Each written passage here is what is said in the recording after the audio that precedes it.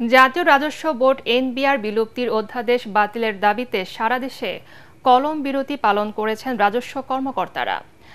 রাজধানীর আগারগাঁও এনবিআর ভবনে এনবিআর সংস্কার ঐক্য পরিষদের সদস্যরা জানান, রাজস্ব সংস্কার বিষয়ক পরামর্শ কমিটির প্রতিবেদনকে গুরুত্ব না দিয়ে বিশেষায়িত খাত নিয়ে সরকার অধ্যাদেশ জারি করেছে, যা মেনে নেওয়া হবে না।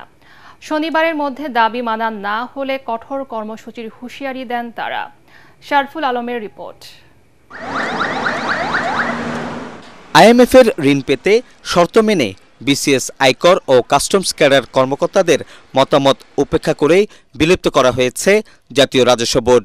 অন্তর্বর্তীকালীন সরকার অধ্যাদেশ জারির মাধ্যমে সোমবার জাতীয় রাজস্ব বোর্ড ও অভ্যন্তরীণ সম্পদ বিভাগ আইআরডি বাতিল করে নতুন করে রাজস্ব নীতি প্রণয়ন ও রাজস্ব আহরণ ব্যবস্থাপনা বিভাগ করা হয়। এনবিআরকে ভেঙে দুই ভাগে বিভক্ত করার প্রতিবাদে দেশজুড়ে সংস্থাটির কর্মকর্তা কর্মচারীরা কলম বিরতি পালন করেন।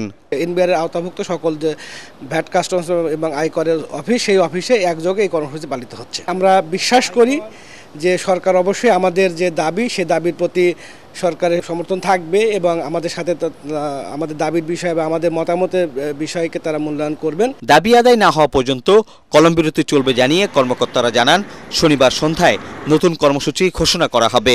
যদি আমাদের 3 দিনের মধ্যে আমরা আশানুরূপ ফলাফল না পাই, আমরা শনিবার বিকেল 3টায় আবারও আমরা সমবেত হব জাতীয় রাজস্ব বোর্ডের সামনে এবং সেখান থেকে আমরা অবশ্যই কঠোর কর্মসূচির দিকে অগ্রসর হব। দেশজুড়ে দ্বিতীয় দিনের প্রতিবাদ কর্মসূচি অনুযায়ী বৃহস্পতিবার জাতীয় রাজস্ব বোর্ডের আওতাধীন সকল দপ্তর সকাল 10টা থেকে বিকাল 3টা পর্যন্ত কলম বিরতি পালন করা হবে। তবে কলম বিরতির আন্দোলনের আওতামুক্ত থাকছে আন্তর্জাতিক যাত্রী সেবা, বাজেট ও রপ্তানি কার্যক্রম।